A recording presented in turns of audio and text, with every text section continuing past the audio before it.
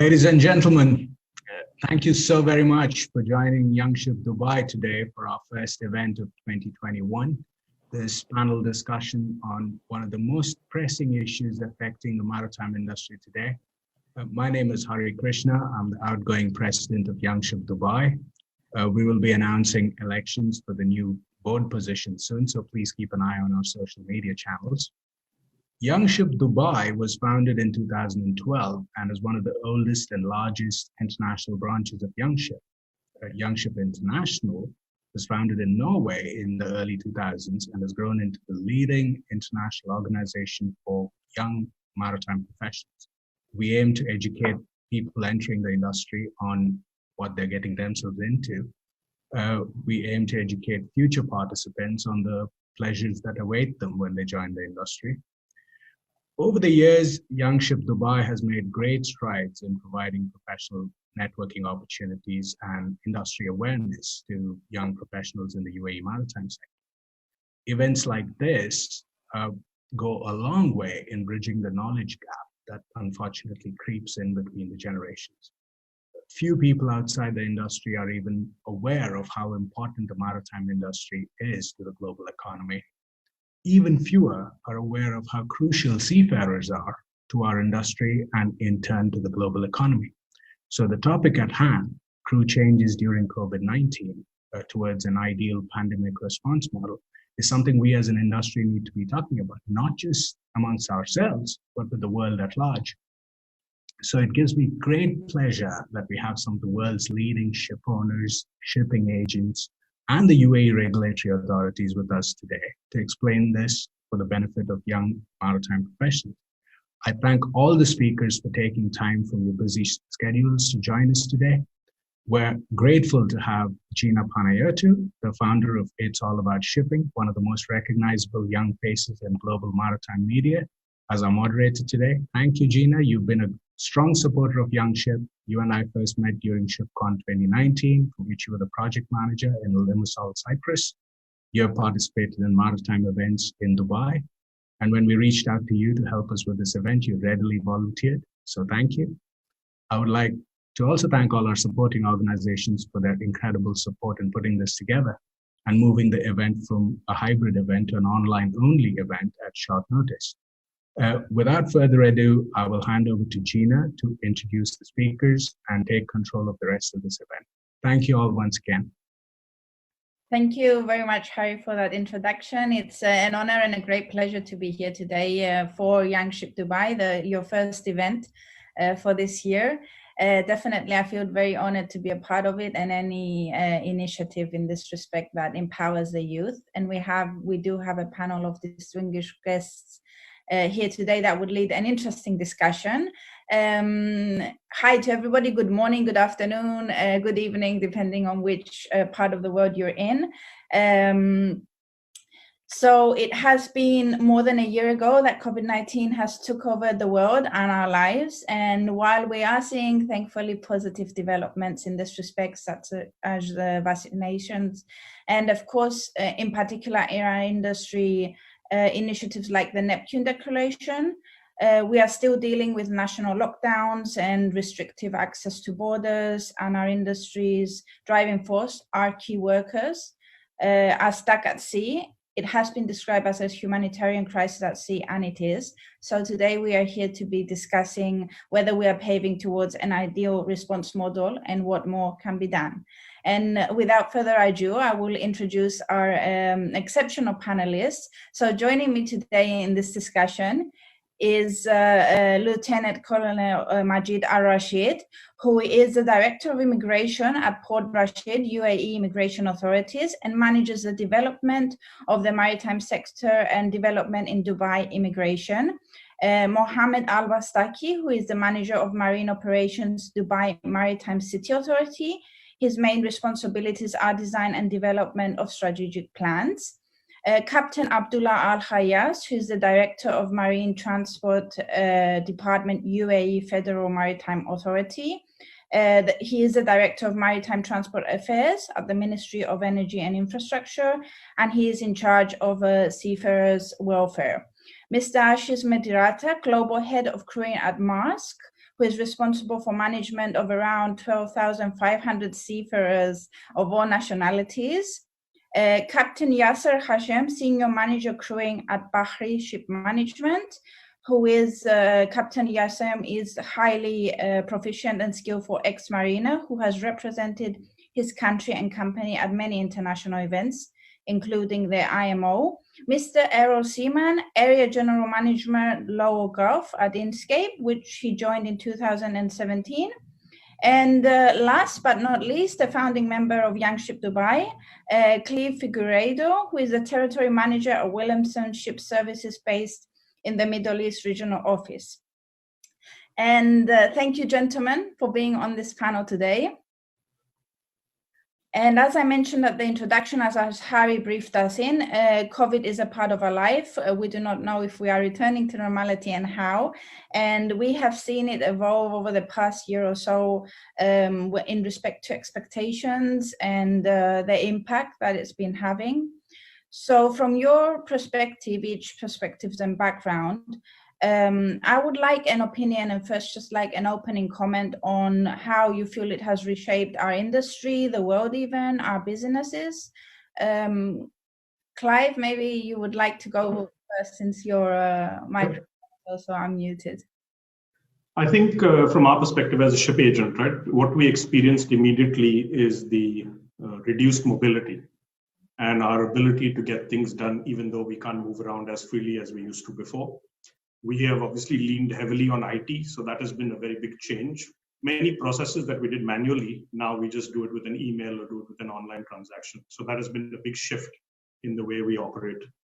And lastly, coming to people, we found that we had to cross-train people a lot more than in the past to be able to do different roles and functions in a company at short notice in case other people are not available. So I think those were our biggest learnings over the period. Thank you very much for that, Cliff. Indeed, very interesting points. Captain Al-Hayas, would you like to go next? Yeah, first of all, thank you for having me here. It is appreciated to have such seminars in the UAE from time to another. Hopefully we'll see more seminars where different players in the industry are meeting and discussing hot topics like the one we are discussing today. As you mentioned, the pandemic has affected the industry, not our industry only, but all other industries. Coming to the maritime industry, I will say the positive things it has shown the importance of the maritime industry when the countries closed their borders, when the airport shut down, when the airlines companies stopped offering their services. The only industry which was keeping the supplies to the nation's food and medical was the maritime industries and our heroes, the seafarers.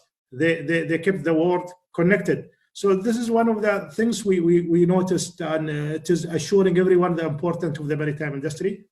The second things, which has been raised as well, the importance of maritime education and training. It is very dangerous to rely in one source of your seafarers.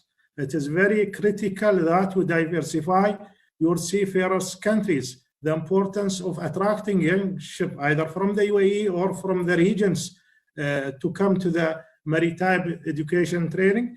If one country's your main source of seafarer has been affected by pandemics, by securities, by the strikes, your industry will be affected within your countries. As well, digitalization, autonomous ships, I think we'll see a lot of support going in this direction. Great, thank you very much, Captain. Mr. Metirada, would you like to go next on your input? Yeah, Gina, thank you very much. And I think it's a pleasure to be here. And, I really would like to thank all of you for organizing this and bringing a topic very close to my heart, at least, and to many more, to the forefront, right? And it's good to see that it's just not the companies which are looking at, but there are more people also working on that. Yeah, and a couple of points. One is it at least made us realize that we took too many things for granted, that life is normal, right? But no one saw COVID coming, and it was a rude, I would say, wake-up call that don't take life for granted, and things can change overnight, right? So which has been tough. And as you know, it was mentioned by Mr. Abdullah also about the seafarers. They have been on the background doing a major part of the world business. Probably this has got them to the forefront, and we can always discuss have they really got the reward or the recognition they deserve? Maybe not, but at least we are in the direction of doing it. So, you know, a lot of places, people working from home, and stressful on that account. So it's changed the world, it's changed our thought process, and I think we should come out stronger, and that's more important, right? But yeah, thank you. Indeed, we will be coming out stronger for sure. And Mr. Al-Bastaki?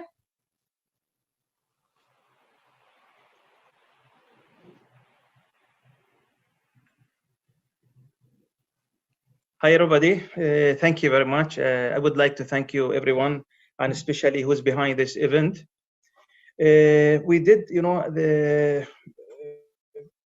a lot of job when they shut down everything. I appreciate a lot of people, they're working in the seaside. It was, you know, the big challenge for everyone when they shut down everything and they locked down everywhere. The people in the sea, they was working very hard to bring the foods and everything, you know, they do the impossible to bring everything to the people. It was this very big challenge. And at the same time, the people in the UAE, I'm talking about the UAE, they was working very, very hard.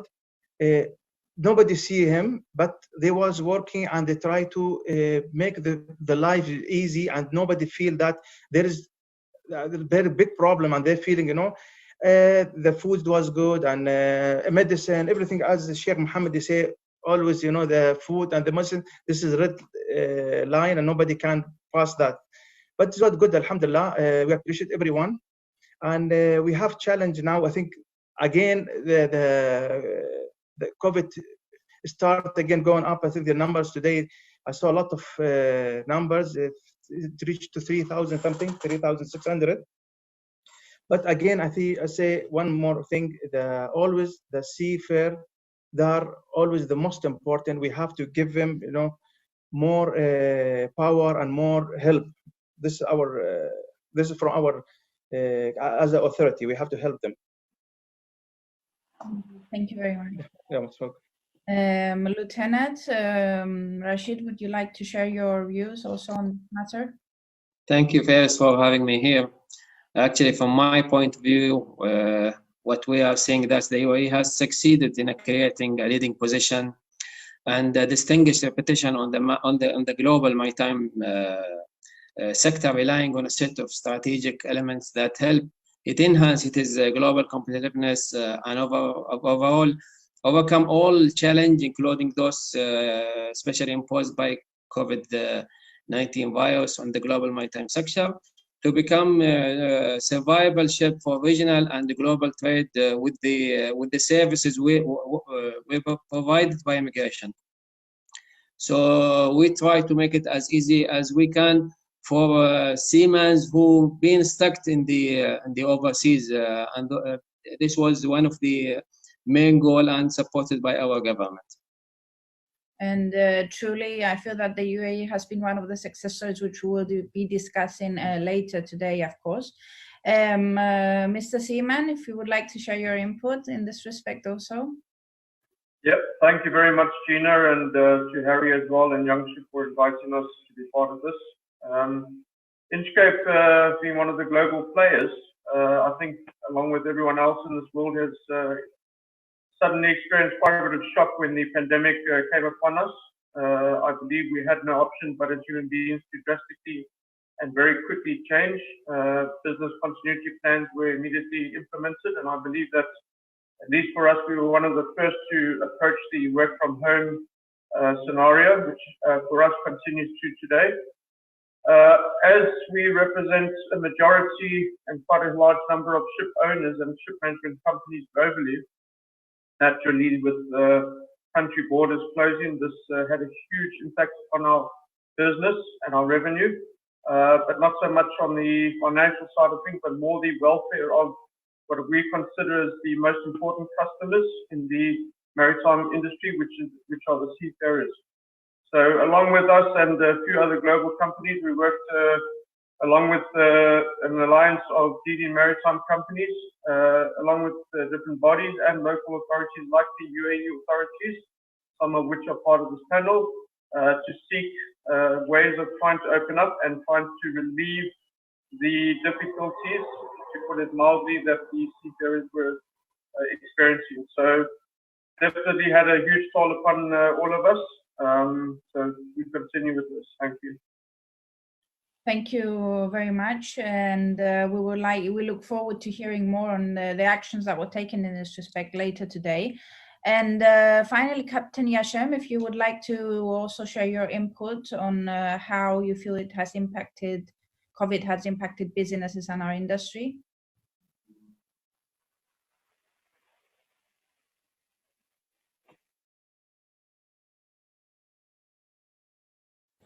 Hello, can you hear me? Yes. Okay. Oh, this is the regular glitch this time of the year, and we're always having this mic problems. Anyway, definitely the pandemic has led to a volatile economy. Even when the short-term effects end, the long-term economical impact will take years to resolve. Obviously, as a major player in the area, Bahri and Bahri Ship Management, we have been affected by the global pandemic and lockdown mainly due to the travel restriction, which is understandable. I mean, most of the governments, they reshuffle their priorities, and everyone wants to safeguard his own nation. Saying that, I think the pandemic has made the worlds come together, even to become more stronger, and collaboration between different entities, governments, companies, industries, working together to overcome this period. Thank you very much for that input. And I guess the next question following up will of course be we have discussed now from our perspective a little bit how it has been fared. And I would like to now have some input on whether you feel that WHO and the governments in general have been successfully dealing with it, or where they have succeeded, where they have failed. Just some thoughts on that would be great. Captain Al-Hayas, would you like to go first? Well, different government agencies was involved, and in many countries there was central agency, which is the emergency agent, for example, in the UAE, who took over, becoming the orchestra and organizing all the efforts between different government agencies. To be honest with you, everyone was doing their great job. The health department, they came with their guidelines, the immigration as well. There was some restrictions. Airport was closed down, but the immigration was very helpful with us during the pandemic, especially at the start of the pandemic. Although the visa for crew change was stopped, however, repatriation, signing off, has never stopped. So if any crew member want to go back home, we were allowing them as long as there was an airline ticket. It was helping some shipping companies, although you cannot change the master, for example, or the chief engineer, but you can bring the seafarers on board your ship to the safe manning, and you can repatriate the extra crew. So the immigration, they were doing their best. The port authorities as well, they were working very closely with us. We didn't have many options when every country is trying to safeguard its nations. At the beginning, to be honest with you, the pandemic has taken many nations by surprise. We were At the maritime industry, we were concentrating on emergency, for example, oil spill, piracy, but we were not preparing ourselves for such shock wave of pandemic. So the first months, to be honest with you, the government agencies took some time until they match each other efforts. To be honest with you, the most difficult things we face that many agencies, they don't know what we do at the maritime industry in the port or the shipping. And this is a global issue, it's nothing to do with the UAE. So you can see that some industries defending their industry, they are convincing the authorities, but when it's coming to the maritime industry, it is an old issues with the maritime that maybe we failed as globally to market about the industry. It is in the dark, and we need more to show more about our industry. What is the seafarer? What is the shipping? What is the important? But in general, we were satisfied by all the government agencies' effort during the pandemic. Anyway. Indeed, and it is, you are touching upon a very valid and important point that was one of the main issues here. Nobody actually realized how these medicines and the food kept on coming to us. So maybe this was an opportunity to put us on the spotlight. Mr. Al-Bastaki, if you would like to also share your thoughts on this. Thank you. We work very closely with the federal government and with immigration, with Dubai Health, when National Health. It was like big group. We are working all together. It was big challenge, and the good things, the UAE, there was already technically like online, everything. It was online. It was very helpful, and we was working with the port, and it was a big group. Not maybe they are not showing, but a lot of people, they was working 24 hours just to help these people stuck in the sea.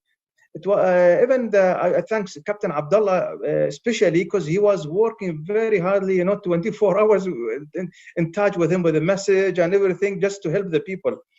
The good things we try to, as you say, as Captain Abdullah say, other countries, they close. Sometimes we try to help them, and when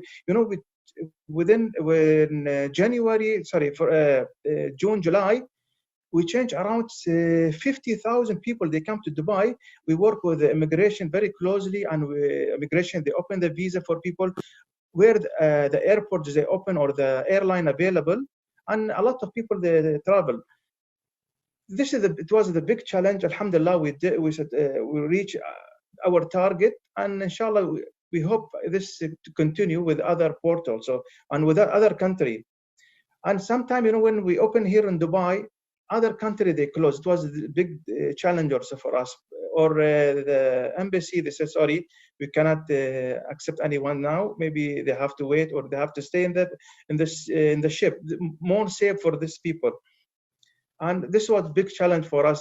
Sometimes they need food, they need water, they need a lot of things. This is headache. You cannot explain this one to the people. And we know how the people they're feeling, who's staying in the ship. It's very difficult. Alhamdulillah, we have to inshallah, soon all this we go on, and the lives coming normal. Hopefully, that is very unfortunate, and hopefully maybe with some initiatives we will be seeing that changing. Lieutenant Al-Rashid, if you would like to share your thoughts. Yeah, actually, from beginning of the lockdown, from the pandemic, the message of government was very clear. Collaborate with all stakeholders. There were many stakeholders from government, and internal and external. From that point, actually, it was clear we are seeking to be a competitive model for the countries of the world, and that's the ideas and opinion will be translated into action and application. And we work hard. It was our priorities, to start to continue our services with collaborate with our stakeholders. So it was. So we hope that we'll finish as fast as we can. Thank you. And Mr. Matirata? Yeah, think, what came to the light when the pandemic hit was, most of the countries started to get protectionism, right?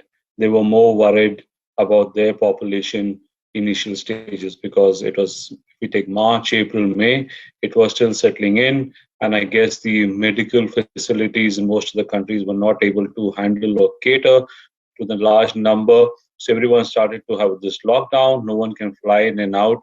And countries did get a bit to worry about their own people first, and which is fair. And I think the government responsibility primary is to their own countries wherever they are in the world.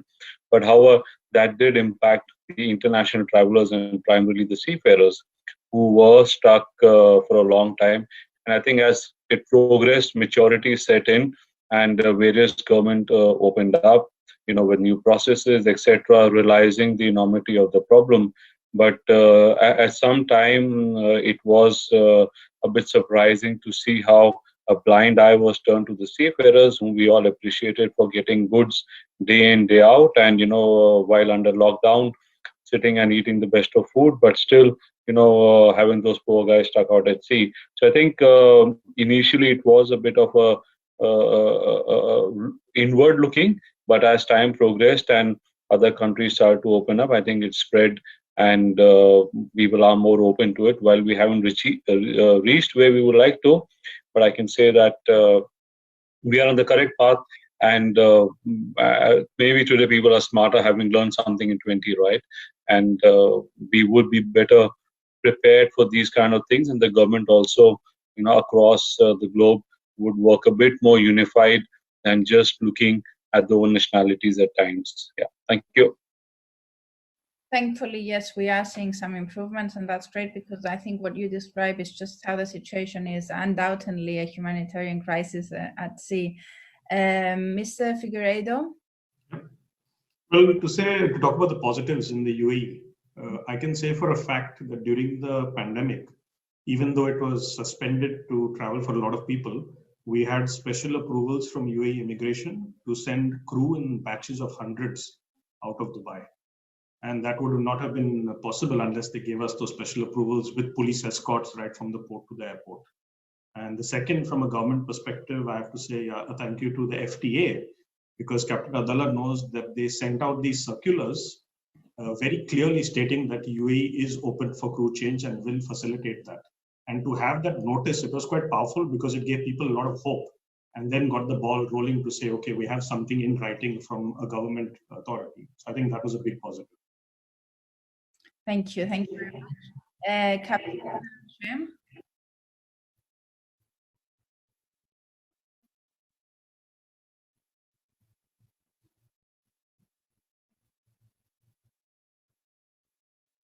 If can you hear us? Maybe.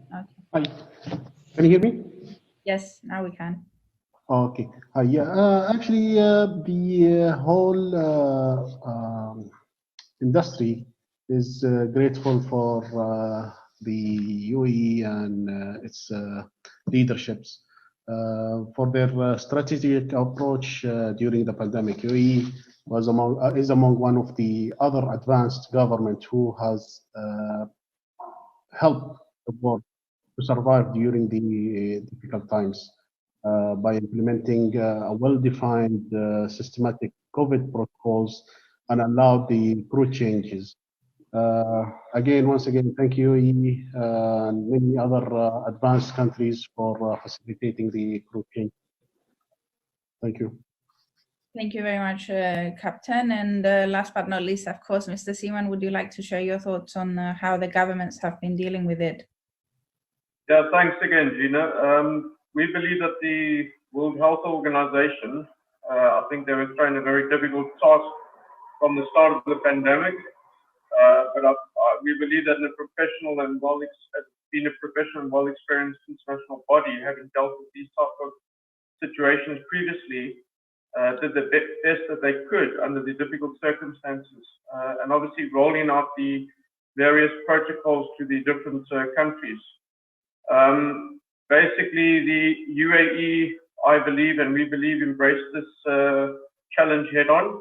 And I think one of the first things that they took on was to basically create the National Crisis and Emergency Management Authority body to work together to face these different challenges which would be faced.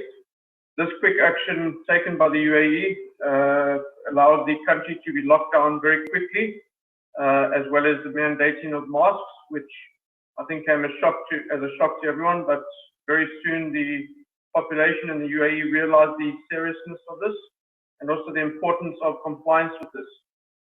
You did ask if there were any failures in the handling of this pandemic. I believe it's right to say that we cannot fault any, find any failures or fault any bodies on the way they've handled, because this was thrown at everybody at the same time, something totally untoward. And again, I do believe the UAE government handled this the best they could under the difficult circumstances that they were faced with. Thank you. Indeed, thank you very much. So having covered generally that this has been obviously a great challenge for those working both, of course, at sea and at shore for everybody, I would like maybe a practical real life example from each of one of the main challenges that you have had to face on a daily basis during this crisis, and which maybe unfortunately we are still facing. Mr. Metirada, would you like to go first? Yeah, I think thanks for that. That's quite a relevant question and probably more emotional to some. So, having a few 100,000 seafarers globally, but for us at any given time, over 7,000 of our colleagues out at sea. I think what really pained us was at times, and some governments or ports did not allow medical help to the seafarers. And I think that was something which was really, I would say, against the law of the land, where a seafarer or anyone requires medical help, which was being denied under a lot of pretexts. And yes, it was not in all countries, some of them, but for every individual, when he's denied one, it's important, right? So I felt over there that that part was a bit pain at times, where you have a seafarer who needs help and he cannot be, and it has to be managed on board. And we know on ship we don't have expert medical advice. We just have seafarers who can help out a medical officer. So I felt the humanitarian part got lost by some countries across, where they were willing to help out in these kind of emergencies also. Yeah, thank you. Unfortunately, if only they understood the implications of this. Mr. Seaman, would you like to go next? Thank you again. I think basically there were, and naturally there continues to be, many challenges which we as a ships agents are facing. Adapting to the changing regulations, working with the authorities and trying to keep up with the ever-changing scenarios. And obviously to support the authorities and to support our customers and the seafarers hasn't been an easy task, but and it's taken a lot of hard work from our frontline workers to ensure that this is handled in the correct manner. As has been mentioned previously, there were certain nationalities which either could not join a vessel in the UAE or be repatriated back to their home countries because those particular borders were closed. And as Captain Abdullah rightly mentioned, it's probably a good learning bit of information in terms of ensuring you have a diversity of crew members, so that in situations like this, it could be easier going forward. Basically, I think one of the hugest challenges which we've all faced, and especially the ship managers and ship agents, is the mental health and also the physical health, and unfortunately, in some cases, the death of crew members during these very stressful times. This has tested us as agents. Naturally, we've handled these types of things before, but I don't think on the level that we have. With Inchcape having their own marine survey division, which represents numerous global owners P&I clubs, we work very closely to, unfortunately, remove seafarer remains, and where we could have them repatriated back to their home countries and their families. So it's been difficult for everyone, and from our side, obviously, as I've mentioned before, the crew are the most important part of our business. As simple agents that we are, our job is to try and make their lives and their movements sign on, sign off as smooth and as safe and as easy as possible. Thank you. Indeed, thank you very much. Not only of the business, there are key workers of the industry and of this world, which unfortunately many don't understand. Thank you very much for that. Mr. Figueiredo, would you like to go next? Yeah, I mean, to talk about challenges, one of our biggest challenges is that ships are time-bound and aircrafts are time-bound. And we have to figure out a way, how do you get a crew from the port to the airport without missing either of those time events, right? So that's a huge challenge, getting all the regulatory approvals. And sometimes you go through the entire process and unfortunately, maybe one crew member is positive, then he ends up staying behind, the rest go through, and he can be then in country for an indefinite time period until he is recovered to be able to board a plane. So these things are quite challenging, obviously, to deal with. And I agree with Ashish that in the beginning of this pandemic, we experienced that if there were crew on board ships who were unwell, since most of the resources, medical resources, were diverted to COVID, it was sometimes difficult to get them disembarked for other treatment, right? But over a period of time, this has now got better as the capacity in the hotels have, or in the hospitals have improved. But in initial stages, that was very challenging, and you could see it with the seafarers. They just felt stuck on the ship and they had no way to get off. Yeah, so that was a big issue. Yes, thank you. Mr. Albassi.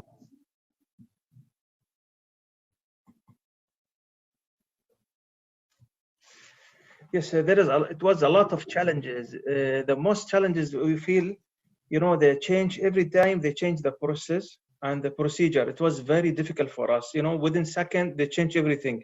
We coordinate with the embassies, with the airport, with the health authority. Suddenly, they change everything. It's very difficult. This was the big challenge for us. And sometimes we manage everything here. Other country, they close and they shut down everything. And the people, they stuck in the airport, in the ship, or in the port. It was a very big challenge for us. This is the most challenge I feel. Surely, because then there's nothing that can be done. Captain Al-Hayas, would you like to share your thoughts on that?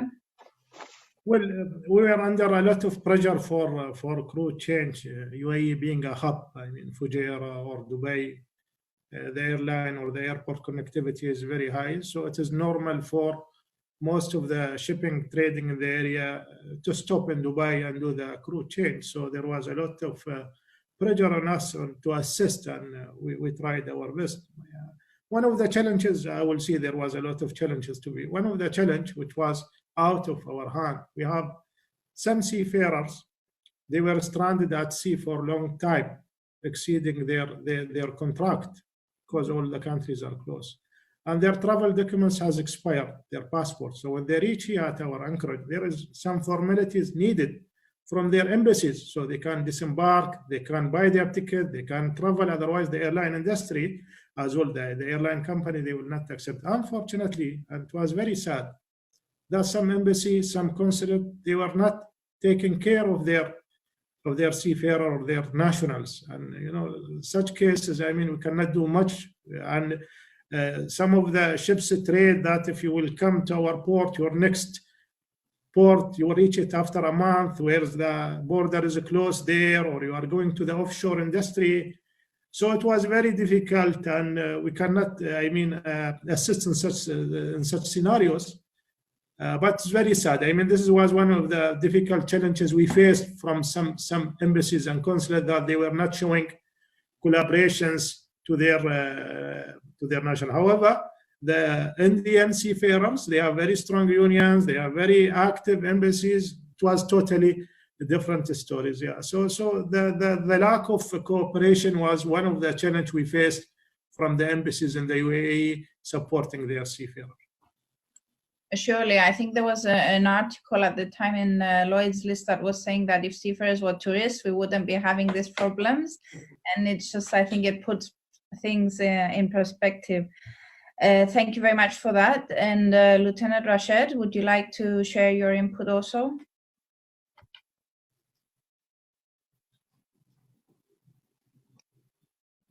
Can you hear us, or should... Your microphone is still muted.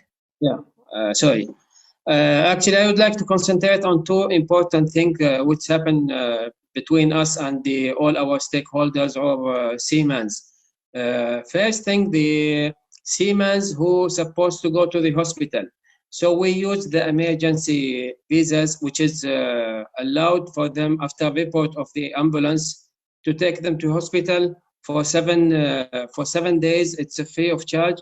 And then after that, if they need more treatment, if they stay more at the hospital, so they will be under sponsorship of the agent. In addition, Siemens, who will be transferred to the airport, they were with several conditions because we are working with our stakeholders. So the PCR, it is important. The airline ticket, because the airport should be open, the other airport should be open. So airline ticket with the reservation, and then no objection from other stakeholders. And then immigration, they are taking care for them to take them to the airport, from port to airport, even they don't have visas. In buses, the immigration, they are arranging this for them. And this is what's happened actually. The two important things for us, it shows that our priorities, it is really to concentrate on the humanity situation. Thank you. Thank you very much for sharing those experiences with us. And Captain Hashem, I'm not sure you were facing some technical difficulties if you heard the question. Basically, I wanted some practical examples of the challenges you faced on a daily basis during this crew change crisis. Yeah, I'm back. Yeah, simply, Gina, as the travel restrictions, which is again understandable, even to the seafarers, as each government, as I said, trying to safeguard their nations at any cost. At the beginning, there were a huge denial and resistance from the seafarers themselves. However, they eventually understood the situation. Everyone have seen the cooperation and collaboration and the efforts put in providing evacuation flights, chartered flights.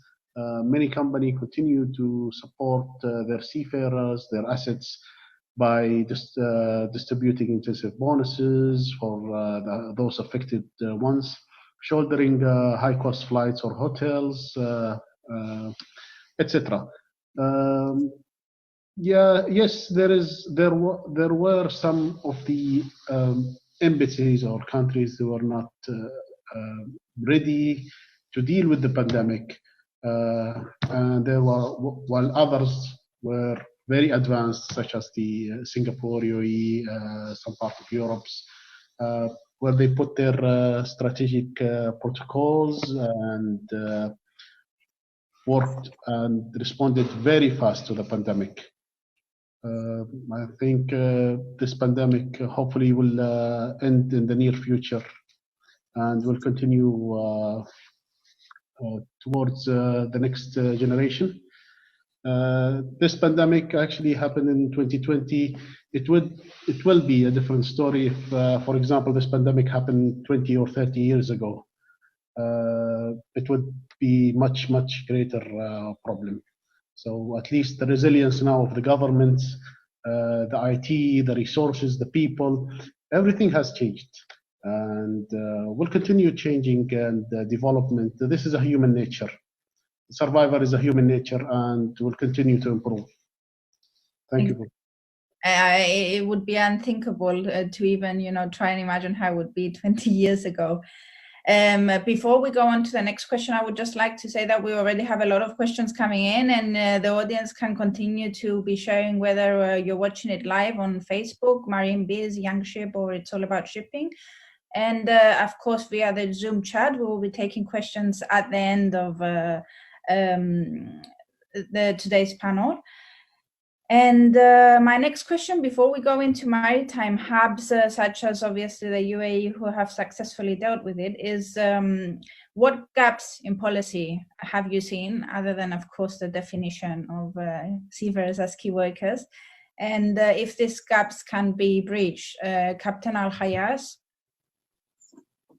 Well, one of the gaps, to be honest, and the most important is how strict you are in implementing the MLC, where some countries, for example, they are saying no seafarer should stay more than 11 months. And we can see AMSA, the Australian, they were very strict and they have their right because fatigue is one of the most causes of accident. And even the accident which happened for the bulk carrier and Mauritius Wakasho, the first indication, they were saying it was not the final, but they were saying it could be the fatigue of the crew.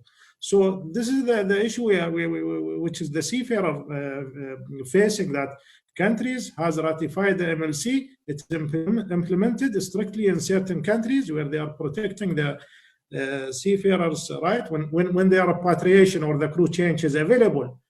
And while when there is some other countries, when there is opportunity for crew change, the ship owners seeking to go to the other ports, for example, because maybe the travel is cheaper. So this is one of the gap we noticed as well. Later on, we discovered the gap that some charter parties agreement, for example, they are adding the clauses that no crew change, and I think the IMO was very strict in coming with recommendation to stop such a practice.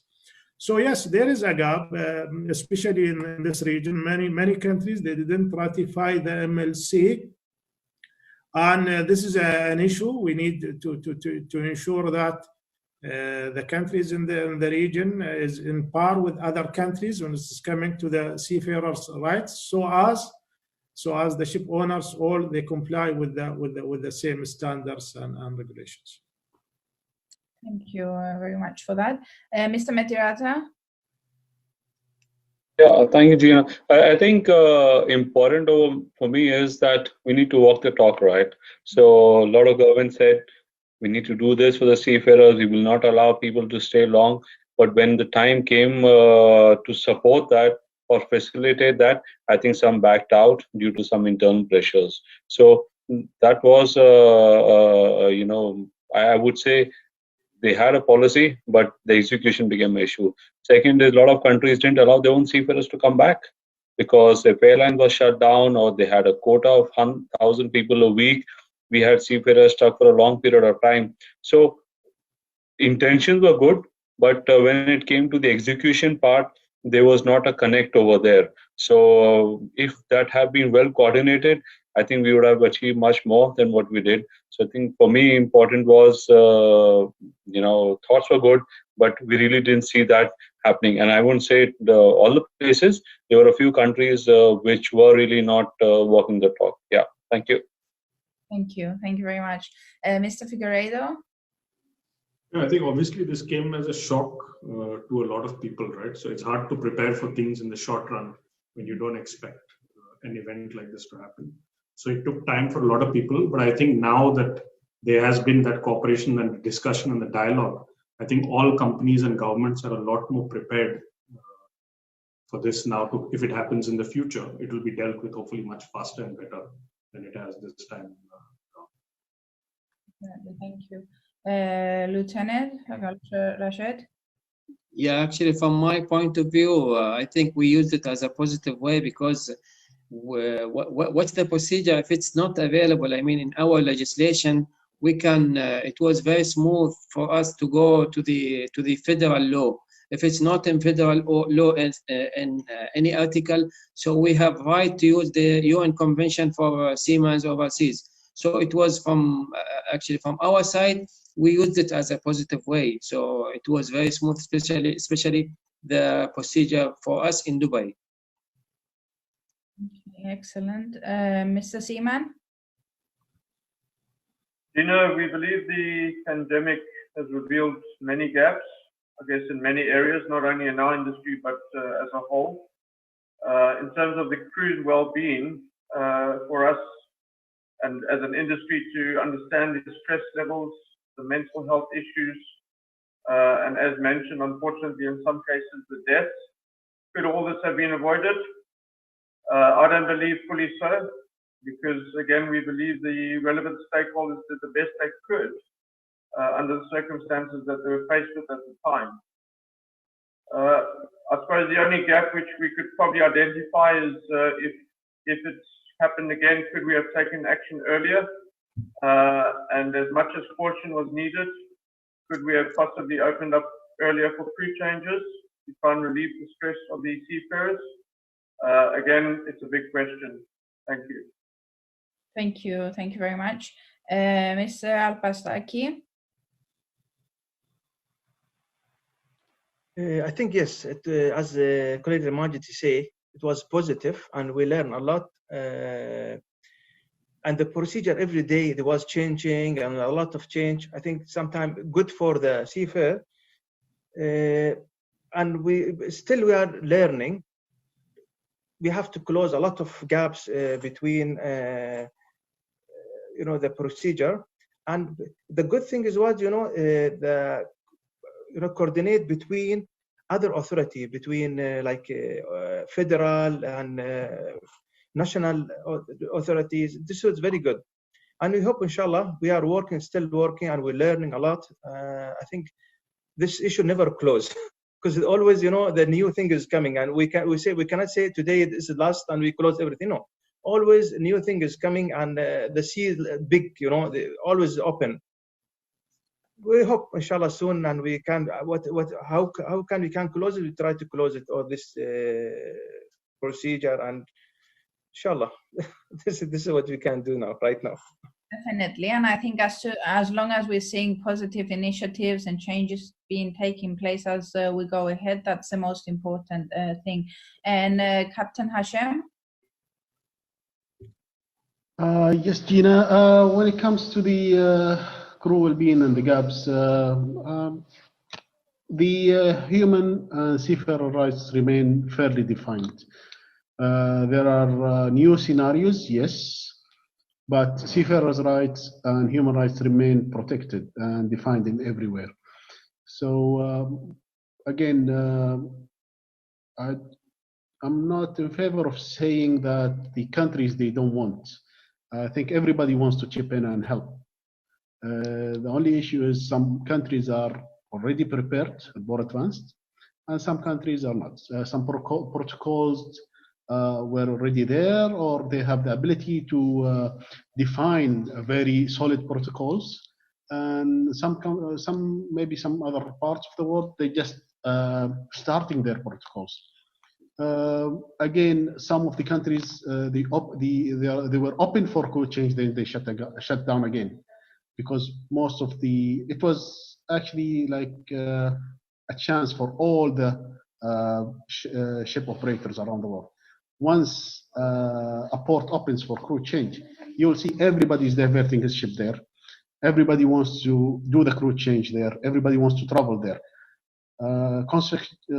Then after that, what's happened in that country, the positive COVID cases rised up.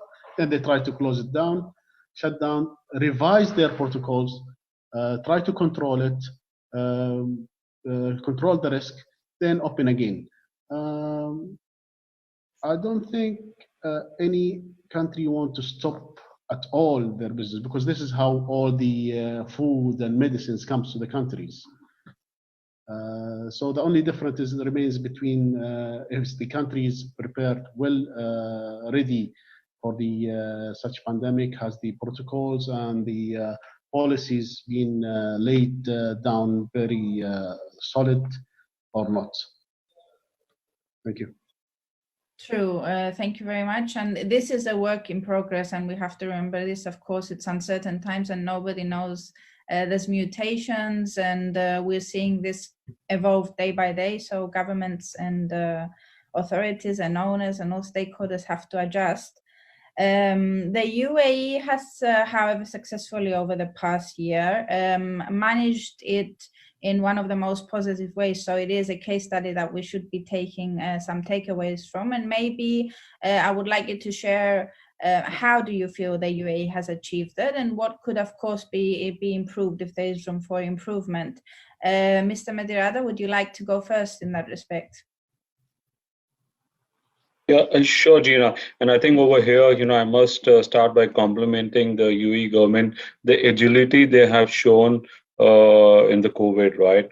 Yes, initially the world was locked down, But I remember, as someone mentioned, June, July, the number of crew changes increased dramatically. And I think the flexibility which is being shown by the government over there today also is quite creditable. So for us, UAE remains a quite attractive place to do crew change, because it's the flexibility, the support you get. Unfortunately, someone turns out COVID. It's a very pragmatic approach which the government over there has taken, and I would really want to compliment is the agility they showed in transforming from where it was a lockdown to opening up the borders for seafarers to come in and go out, and supporting in that. I think we're really impressed with that, and we hope that others could also take a lesson and start to replicate the model they have done, or the commitment also shown by the government over there. Yeah, thank you. Thank you. Mr. Figueiredo? I think UAE, the biggest thing that they've shared with the world is their capacity, right? So if you look at the airport in UAE, it has a capacity to connect a lot of flights from all over the world. It has a ground infrastructure for transport, for healthcare, and for hotels. And you need all those things sort of working together to enable crew change. So had they not opened that, I think a lot of people would not get back home. Right? So that was a big thing. The second thing, I've traveled twice now during the pandemic through the airports. And if you've arrived in the UAE, you will see that they're actually fairly efficient from immigration to do your testing and out of the airport. It's almost faster than what it was before COVID. So they've deployed so many people and they've done it so efficiently. I think that's a big job well done there. And the third thing is we have testing facilities widely available. And this move to online, right, by doing things on an app, getting your test result on an app, as to having to drive back to the testing center to get your result. All these things have helped and have made them, I think, one of the places where you do a lot of crew change today. Excellent. Mr. Siwan? Yeah, Gina, in terms of UAE being a success story, the answer, I think, is an outright absolutely yes. They were definitely one of the first countries to open their borders to allow the crew changes, as we well know. And as I've mentioned previously, with the setting up by the UAE government of the National Crisis and Emergency Maritime Authority, this basically led them to putting the measures in place to tackle and handle the pandemic on a local scale. And I believe that once they felt that they had this not under control, but where they needed to, they then looked towards their one of their biggest revenue earners, which effectively, besides natural gas and natural oil, is tourism. So this is when they saw the need to reopen their borders, but not only for the tourists, obviously to again open for the seafarers. So I think that one of the biggest or busiest ports, third largest bunkering port, which naturally is Fujairah, we have numerous movements there, and basically the floodgates opened up once they opened the borders fully to the crew changes. Us as agents were fortunately, prior to this, well prepared, having worked with the authorities and understood, as has been mentioned previously, the very clear and simple to follow protocols and guidelines on carrying out the crew changes, allowed us to be well prepared from road transport safety, our staff and our frontline workers to be protected and to ensure protection of those crew, as well as placing some of our own launch boats into Dubai, which was one of the first ports to open in the UAE, basically gave us the opportunities to get back to normality from having pretty much had no business for a period of, I guess, 4 or 5 months to pretty much handling about 3,000 crew movements in the space of 3 months, which was unheard of. So again, they did an excellent job, and I'm pleased to thank them and appreciate the close cooperation between the different government bodies involved and private companies like ourselves. So thank you. Thank you, which surely must have meant a lot of work and a lot of sleepless nights. Mr. Ali Al-Pastaki?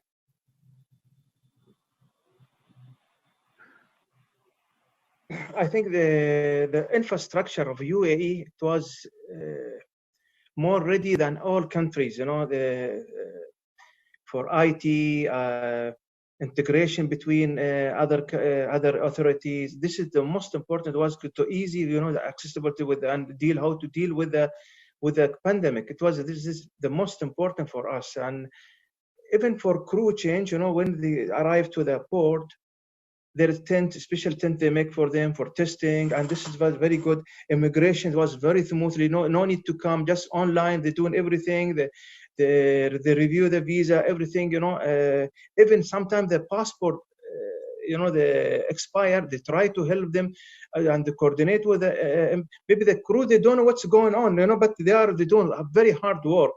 And this, I think, it was the most successful for me, the UAE. And the good things also, everyone, they have a decision. Everyone decision maker.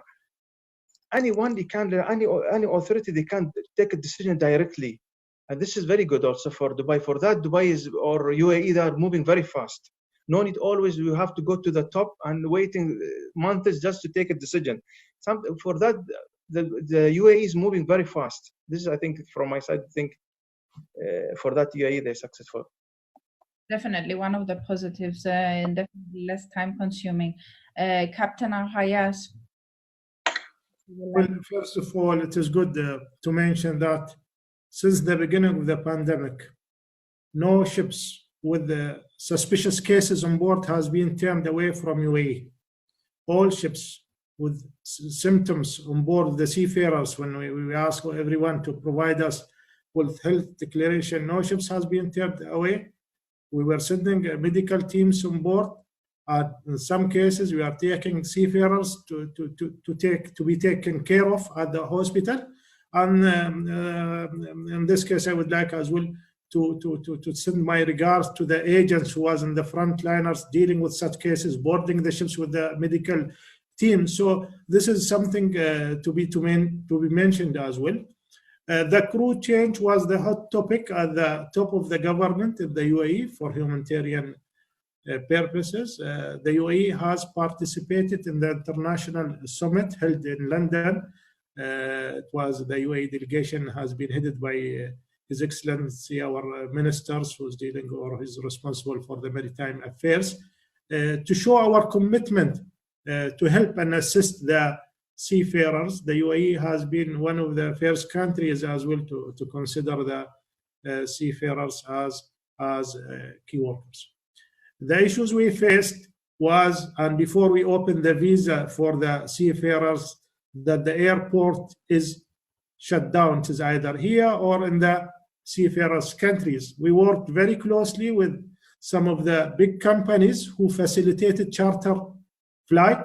So there was a crew change taking place in UAE even before we announced officially that the visa and the crew change is open. Chartered flight was taking place in the UAE. Some of the big companies like Boskalis, for example, they were gathering all their ships in certain days from the region in certain ports in the UAE, and the crew change is taking place. So we started to find ways and solutions as well to manage the crew change crisis. This will work with the big companies with high numbers of crew. It will not work with the small companies, but for future, those small companies with limited number of seafarers, it will not be feasible for them to charter their own flight, but cooperations will be required as well.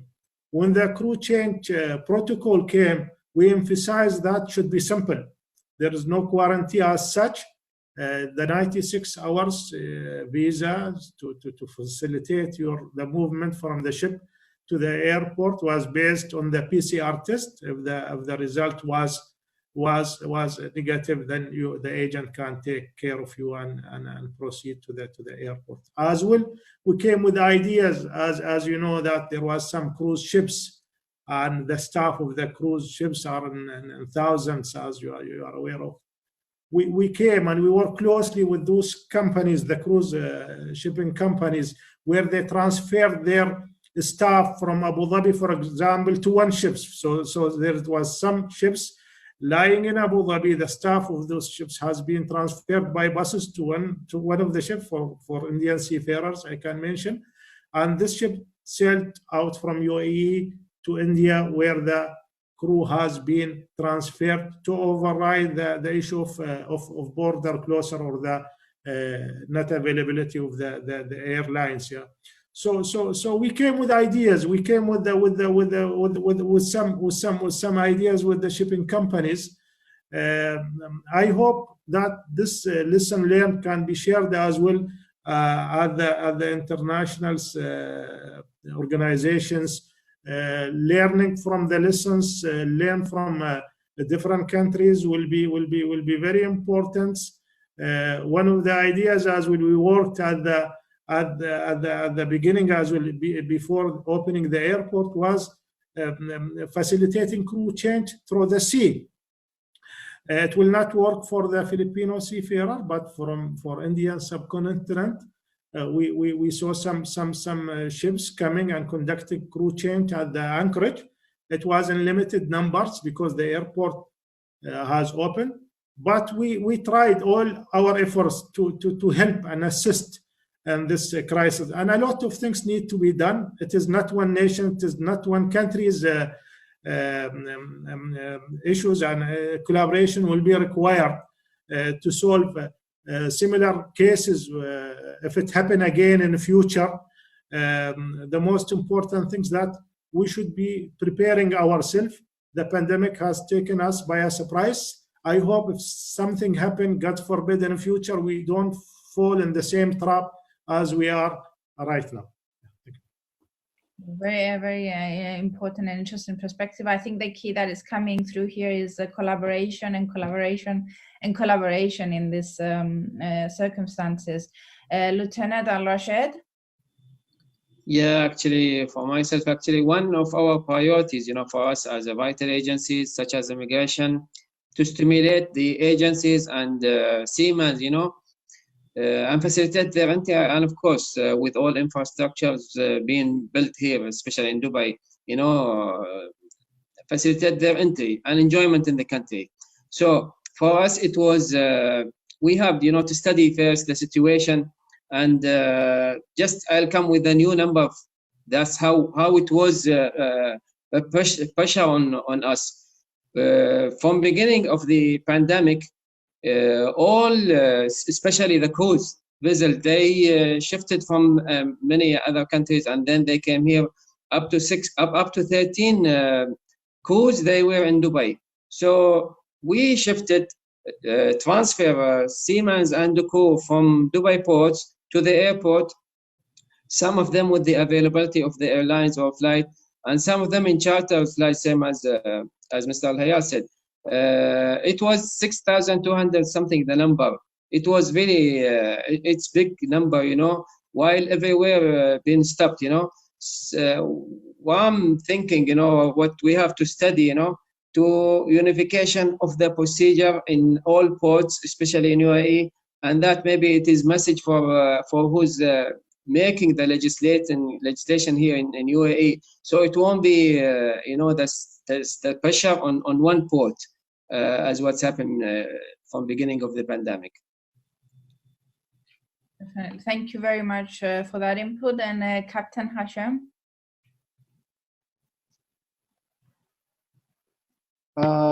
Yes, the world's in actually better shape nowadays, thanks to many advanced and mature governments, including the UAE. Which understood the severity of the situation at very early stages. They responded proactively. The government were highly organized, strategic, and took an advanced approach in conducted the activities in a phased manner. The whole world was looking. I will echo Captain Abdullah Hayas in this one. The procedures and the policies and the protocols in UAE were very simple, not complicated, to the point, and they are always able to come up with very reasonable solutions and resolve any other issues. The protocols were very dynamic and a lot of companies made their protocols, and they're still updating their protocols on daily basis. So the rules are changing every day. We don't see that in UAE, okay? So they are straight to the point, very simple, and the idea is to help everyone. Difference in UAE, they have a vision. They always tend to help and lead the countries by examples. They love their countries. They want to make the country one of the best country around the world. We're still seeing some very advanced countries, or we thought that they are very advanced, but they failed, unfortunately, during the pandemic. We've seen a lot of governments struggling during the pandemic. Most of the time, when the pandemic actually happened, a lot of the industry, the people in the industry, the shipping industry, they were looking mainly at two places, which is Singapore and Fujairah or UAE. When is Singapore gonna open? When is Fujairah is gonna open? That was the everyday question. So, then every country started to put their own protocols. Then stringing the protocols. Some countries, it's impossible to do a crew change there. It is possible.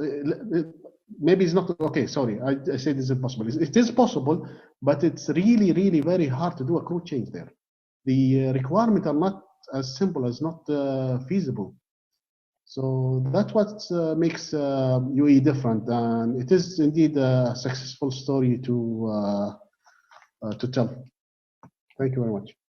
Thank you. I think in such challenging times when everybody has so much to do with, keeping the solution simple is probably has proven to be the most effective measure.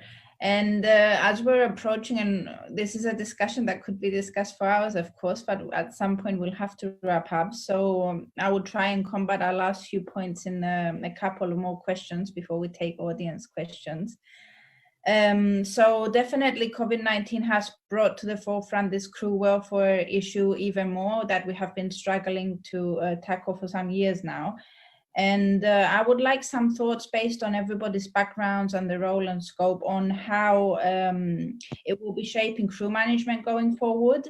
And we are also seeing some great initiatives like the Neptune Declaration that are pushing for making key workers, seafarers key workers, and having them as a priority list of being vaccinated, etc. So any strategy going forward and thoughts, the greatest lessons, takeaways that we can take, it would be great if you could each share. Mr. Medirata, if you would like to go first. Yeah, sure, I can do that, Gina. And I think a very important point you brought about was if I start with the mental well-being in the ship management, right? How will they focus? So for us, what we also learned is, and which has been a forefront, is communication. You know, when you have people stuck in a place and they don't know what's going to happen, but how well you communicate and share everything and being transparent, that actually helps a lot to allay the fears they may have. And that also helps build up the engagement on board, because people can start to have negative feeling, but keeping them engaged during a crisis helps you weather the storm more effectively. And being engaged well with the seafarers. In fact, we also did with the families at home. So, talking to them and reaching out to them, how we could support while the loved ones were still stuck on board, and for whatever good reasons, right? So I think for us, engagement was important, and we used a lot of communication and open communication with the vessels or the seafarers to do that. And coming to your second point is what do we do going forward? I think it's really important is collaboration, right? And it's just not between the two companies, but between companies and the governments also. Because how can we a partner in this? It cannot be a company's agenda alone or a government trying to help and others are not reciprocating, right? Because I know a lot of governments were open to do it, but then they wanted certain things to be done by the companies. Some were not willing to do, while the big ones were. So I think it has to be a partnership model over there, where we start to work towards a common goal as companies and governments. And I think that will help a lot.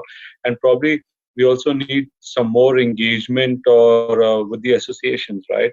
If it's your association in Dubai or the unions or other shipping associations.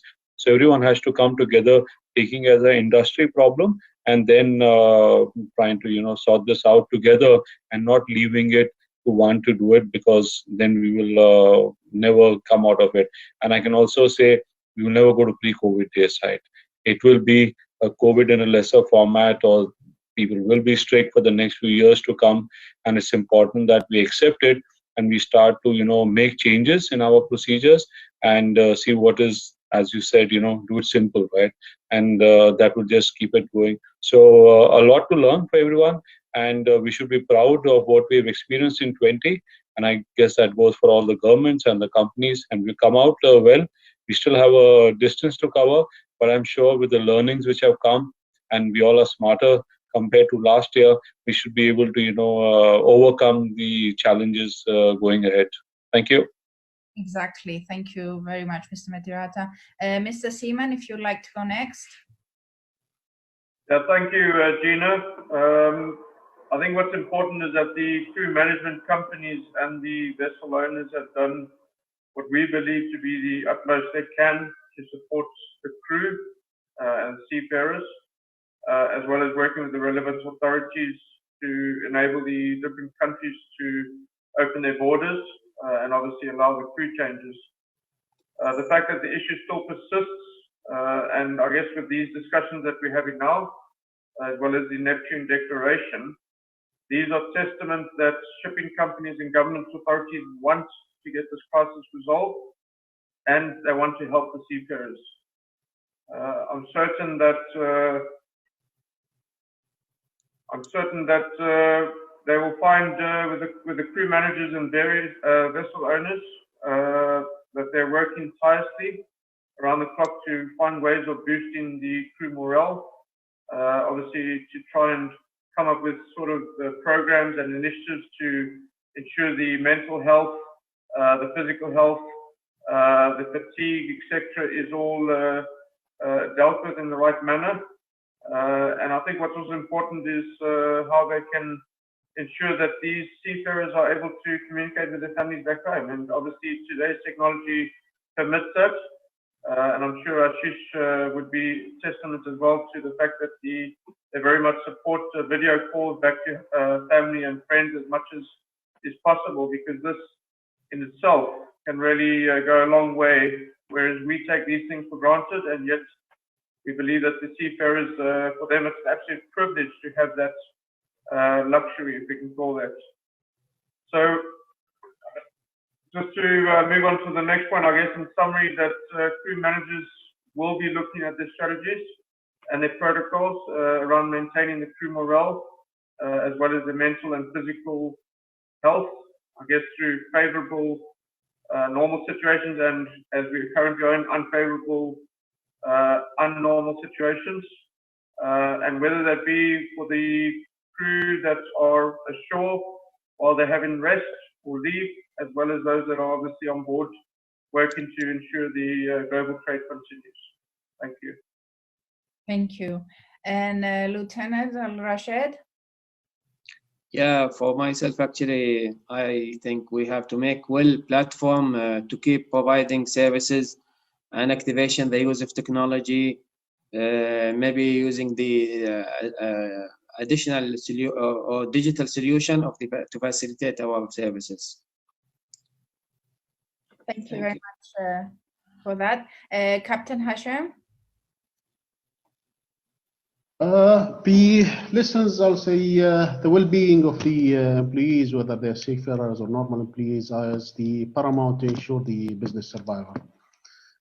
Companies should be well prepared for the pandemic and allow for the business disruptions from time to time, and establish strategic protocols and contingencies to improve their resilience and survival ability. As I said before, soon in the near future, this pandemic will end, and the seafarers and the people, we will live long to tell this story to our grandchildren. They might be possible pandemics in the future. We never know. But our resilience and abilities is getting better than ever. Indeed. Thank you very much for that positive note. Mr. Figueiredo? I think the big focus for us has definitely been staff well-being, investing now more time and resources focusing on this, how to help people whose lives have been disrupted, time pressure, work pressure, things like that.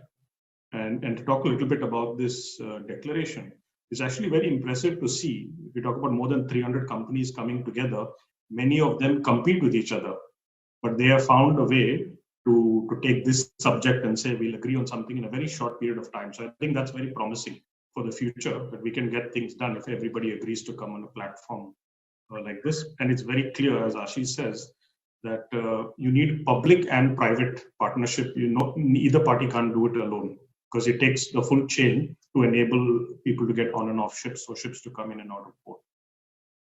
Exactly. And Mr. Alibata, thank you very much, Clive. Nobody was thinking one day, feeling like this or this coming to us, it was no plan for this. And nobody was thinking one day we close everything. We just was watching the movie. But now all become real. And if you see New York, London, Dubai, everywhere in the world, the empty of people. Nobody was thinking one day to come to be like this. But I think we have to work very hardly to enhance a lot of things, to like a procedure and all this we have, and we have to work together again, not only internally, even internationally. We have to work very hard and enhance all this procedure to save our life and people life. I think this is the most important for us. We have to work it. Indeed, thank you very much. And Captain Hayat? Well, I will say in the maritime industry, in fact, we should always remember that this is a message for the ship owners, the crewing agencies, that your crew are your greatest asset. We have seen that in the past. Many owners, managers, and crewing agencies have taken their seafarer for granted. These are real people, not just names or crew list or manifest. You should remember they are a very important component of the supply chain. Disruption, transport network and supply chain can significantly or majorly it will affect and undermine the world trade and economic. They are very critical component of the supply chain. Their welfare is very important. I hope in the future we'll see a shortened crew contract. Because when you are going for the 11 month and if something happened like this, it means that you will need another 6 months to find a solution for your crew member, and to make our industry is more attractive to the young people. We should work to shorten our contract. There is now very cheap airlines nowadays, economies airlines, and we can use them and benefit from their services.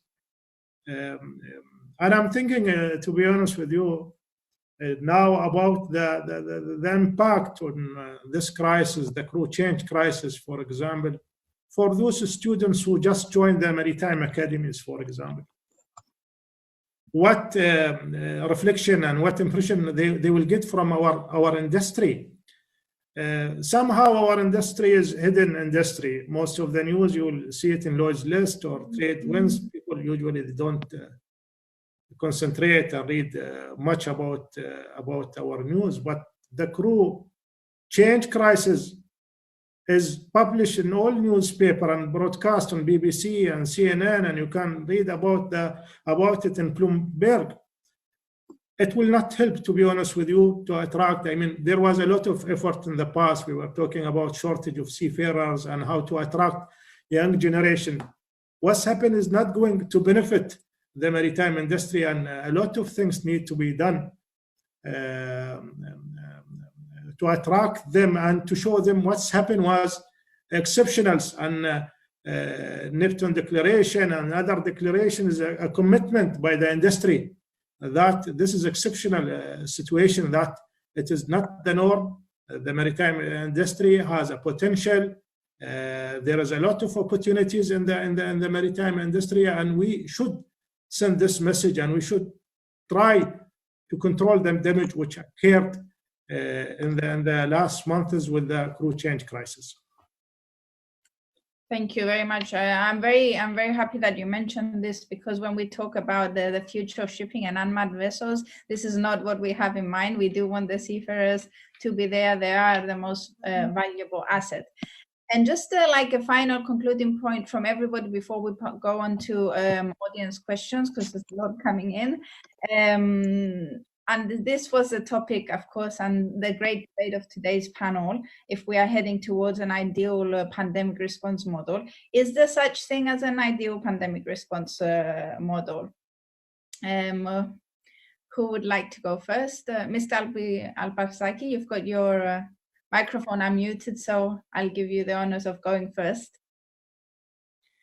I think we have to work very hardly to put new strategic for all these things. You know, not easy to do it all this in very soon. You know, need long term and long time to do all these things, and we have to work all together with the government, the private, all we have to go work together. Not easy to do it all this strategy. I think this is very important for us at this time to save our life, to save our business, to save everything. I think this is the most important right now. We have to do it and to work it together.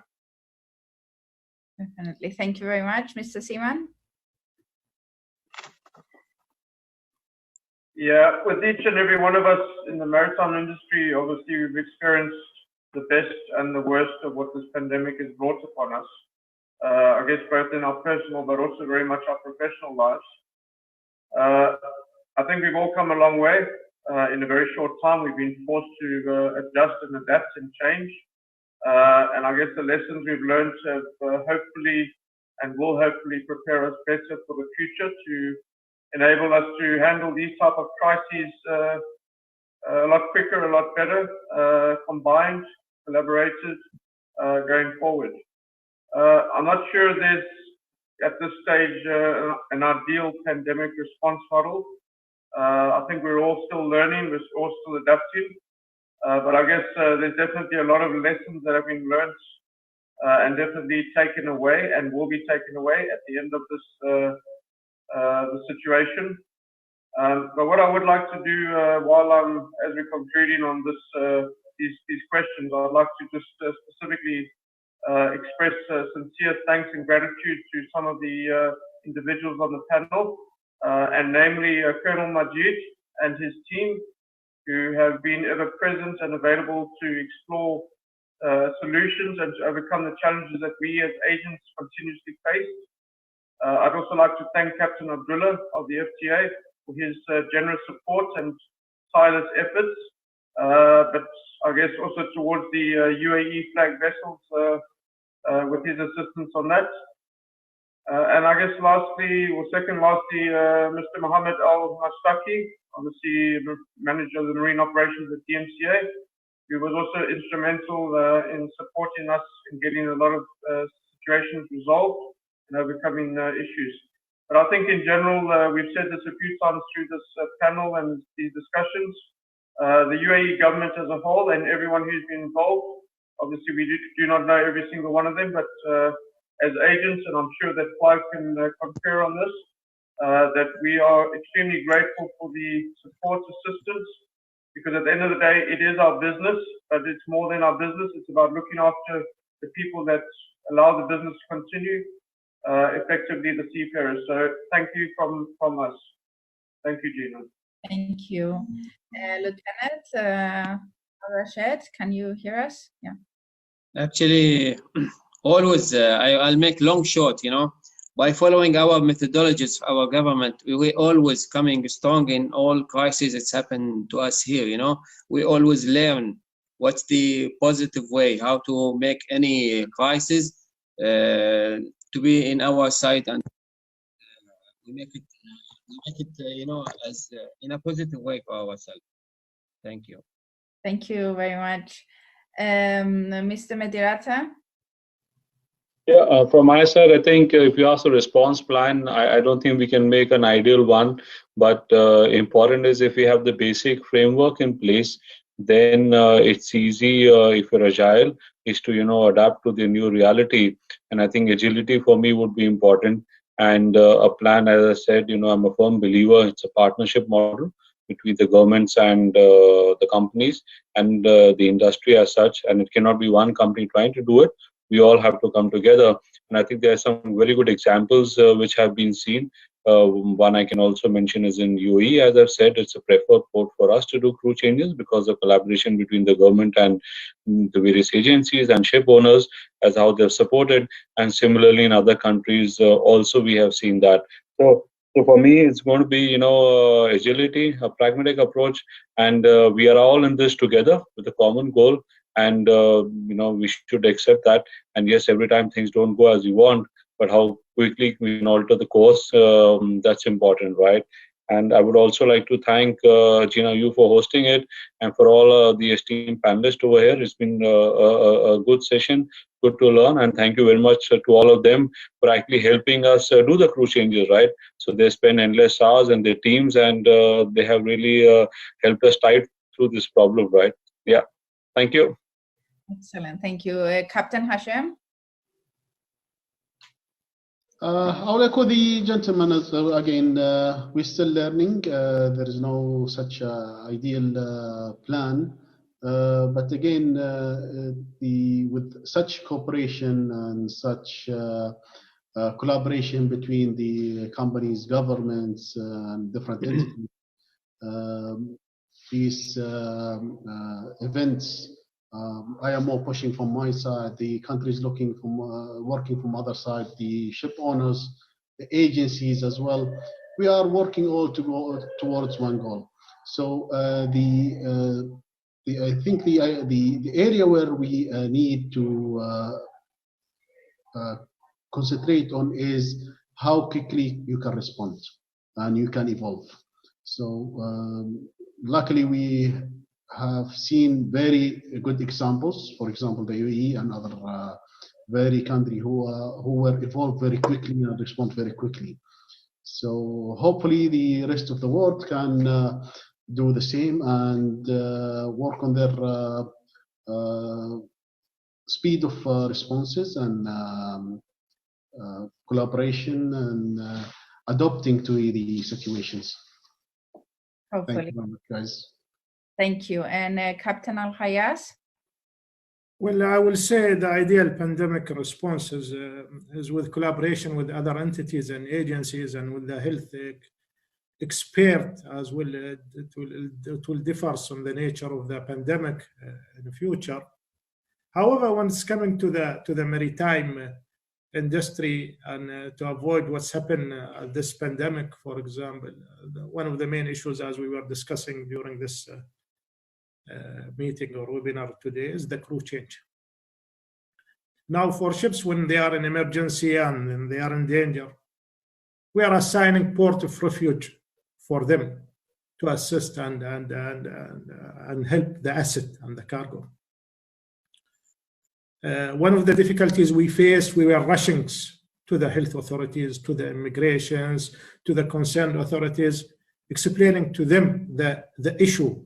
And some of them, they don't know our industry and the seafarers, consuming time until you get the approval, until you discuss your measures with the health department and with the airline industry and so on. So similar to the things we have in the maritime industry with the port of refuge, it will be recommended, in my point of view, that certain ports from now on should be assigned in advance in each region. Let's say in Singapore and Philippines and India, in Dubai. Let's take some ports. Let's open some windows in certain areas. They should be selected. And criteria, for example, the airline connectivities, for example, the traffic of the ships. So in similar cases of crisis in the futures, those ports and cities, they are in advance, has made the arrangement in advance with the immigration, with the health department, with the port authorities. The arrangement is in place. The emergency plan is in the place. That we have our procedure with the airline industries. We have certain airline industries. We agreed with them. In such case, if something happened, that we have their green light, they will cooperate with us. The immigrations, they are aware about the crew change requirements. The health authorities, they will work to us. So pre-planned scenario and hub should be chosen. Dubai, let's say, in Middle East, Singapore, Suez, some cities in the other, to ensure that understanding between all parties is made in advance for a smooth crew change.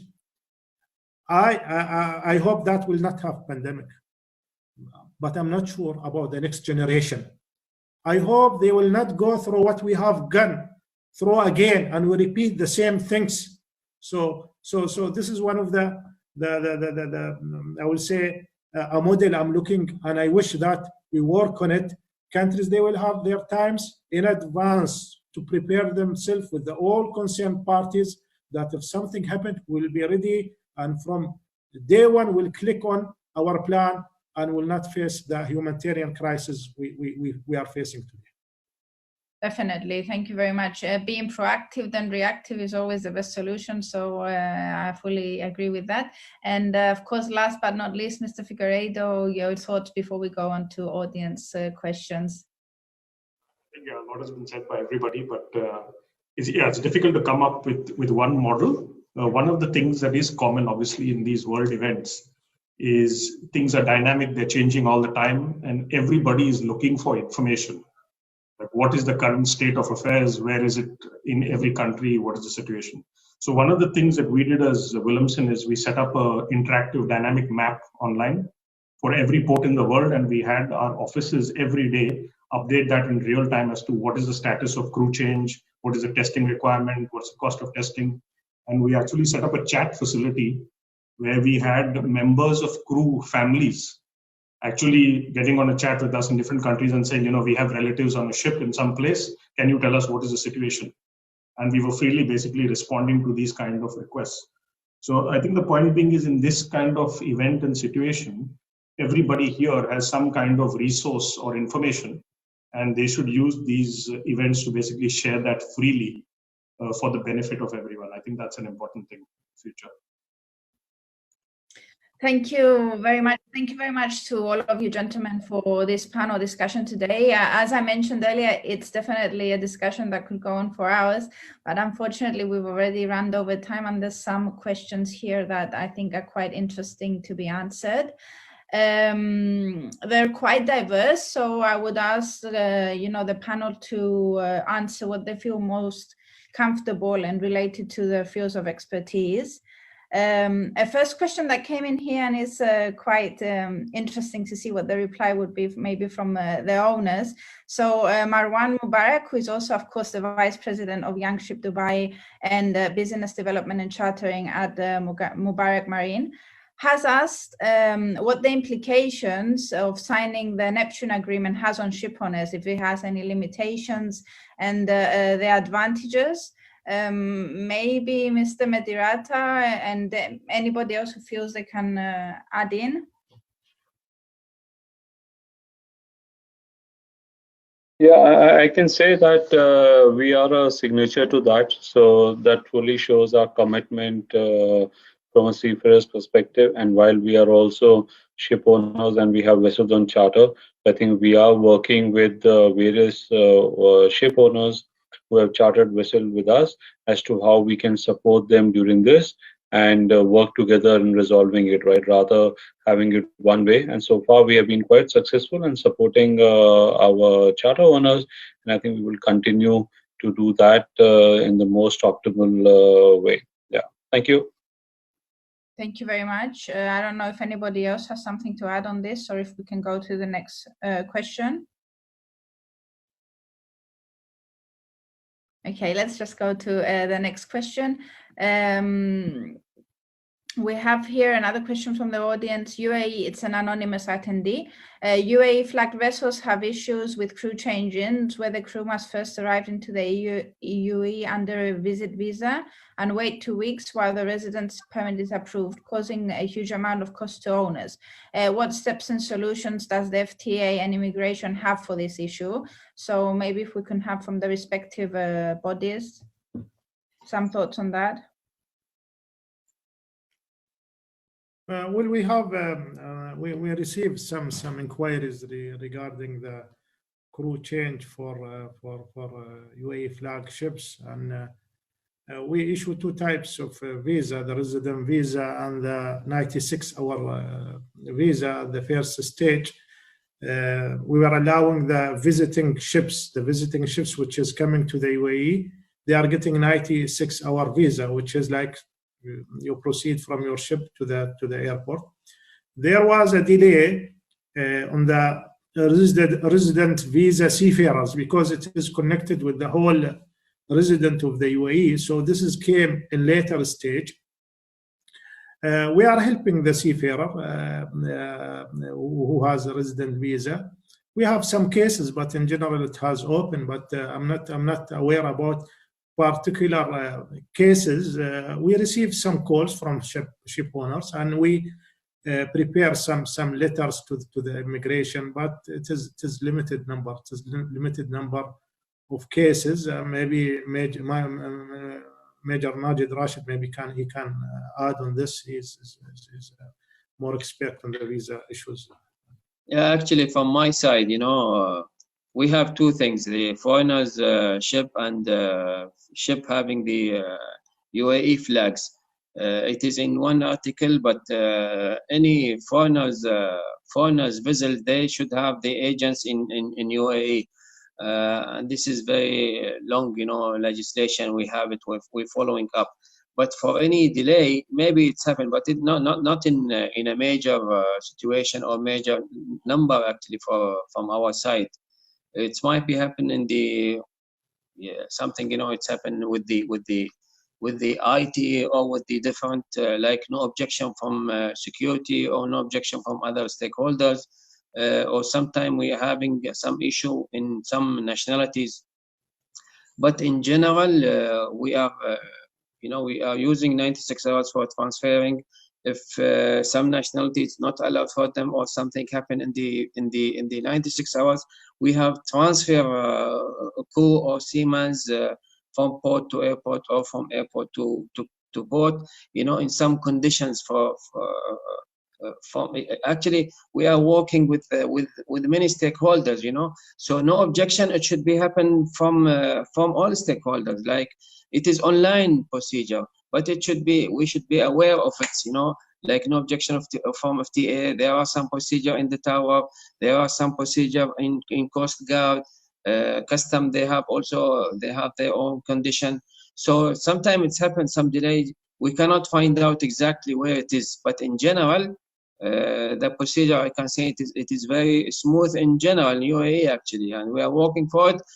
In one most important things to unificate the procedure. The procedure in Dubai, it is same in Abu Dhabi, even in time, it won't take long time. I think it's quite important to understand that it's very uncertain times and everything is evolving daily. So some patience is required, but definitely the UAE has taken, incredible steps in this respect. So that is something that has to be acknowledged. 2 more questions. I think time allows us to take a couple of more questions. There's another one that has come in here from Thomas Joyce, coming from the perspective of an online marine travel provider and the difficulties that were faced during the early months of the pandemic, where numerous flights were cancelled and travel was severely constricted. What is the perspective of the ship manager or crew manager to handle the crew travel themselves instead of using an agency? How have the costs increased? What efforts have been made to optimize the situation? And will this measure stay in place after the pandemic ends? Some thoughts on that? Maybe Mr. Figueiredo, you would like to add something on that? And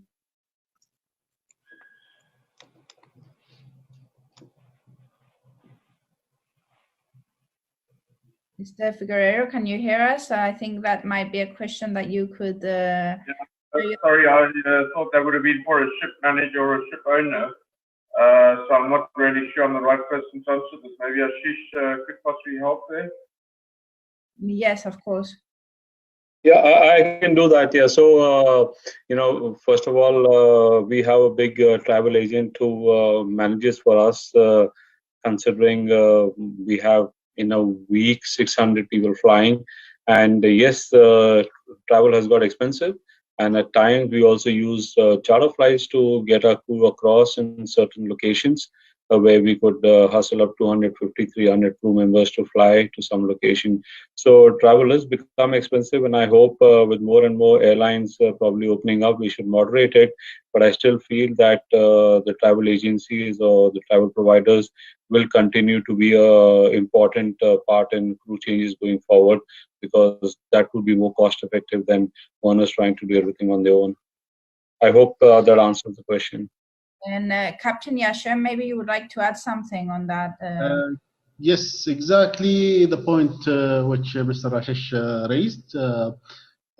During the pandemic, we have actually been working with major, even before the pandemic, with major travel agencies, and we are happy with them, and they're happy with us. However, during the pandemic, there was a lot of disruptions, and they couldn't find flights. So the beauty of it is that everybody was trying to find a flight. Some of them the money, some of them the port agencies, some of them their government, their embassies. So yes, there were some flights outsourced from different areas, evacuation flights, combined charter flights, or a whole charter flights. It happened, and it came at a cost. It was really costly, and also not only the cost, it was actually very difficult to depend on it. So I don't think we can continue like this forever. That's why everybody was looking, and when is the normal commercial flights will come back. So I think everybody was forced, the ship owners were forced to use it to relieve the seafarers and continue the business. But I can't see it happening for a long time. That's why we have these great travel agencies. Yes, exactly. I mean, these were exceptional times that required exceptional measures, but everybody would be much happier seeing things going back to normality. And maybe there's one last question that we could take. Again, it's from an anonymous attendee who is asking, have you noticed differences between protocols regarding seafarers working on OSVs and for those that are working on cargo vessels? In some places around the world, it's much easier to execute crew changes for vessels that are employed by energy companies than it is for cargo vessels. And also in some cases, platforms rings foreign crew are subjected to much more enabling protocols than those of foreign seafarers working in the same countries. Any volunteers to clarify a few points there? I'd say maybe a little bit about that, Gina, in the sense that OSVs generally, let's say in the UAE, may work in restricted areas offshore, right? And some of them will be coastal operations, so there's an involvement of these residence permits. And as opposed to cargo ships, which may be coming from international waters. So from time to time, the procedure for them can be slightly longer or more stringent to effect a crew change than you would a cargo ship. Thank you very much. Who is there anybody else who would like to add a point on this from their personal experiences, or if they have come across the situation? Well, in fact, we have some cases. I mean, some of the offshore oil companies, they don't want to have any disruptions, especially in the oil industry. So voluntarily, for example, they are quarantined, some of the companies, their crew. They don't want, for example, especially at the first months, to take some of their new joiners to the accommodation barge where they have their employee who's serving the oil fields. So there was some restriction imposed voluntarily by those companies, but as Mr. Clive has mentioned, who's working especially in the UAE, there is some extra requirements and permits required because it is very sensitive areas, and this is the cause maybe some some of the seafarers that they feel there is a difference between the crew change procedures for visiting cargo ships and for them to join their fields in the offshore industries, and which required extra measures. But at the end of the day, crew change was taking place regardless of any small delays occurring for the seafarers. Thank you very much for clarifying that point. I think that we need to wrap up here because we've already run over time. Thank you very much to all of the distinguished panelists for being here today. It was a pleasure having you in this discussion, gentlemen. Thank you. Thank you very much.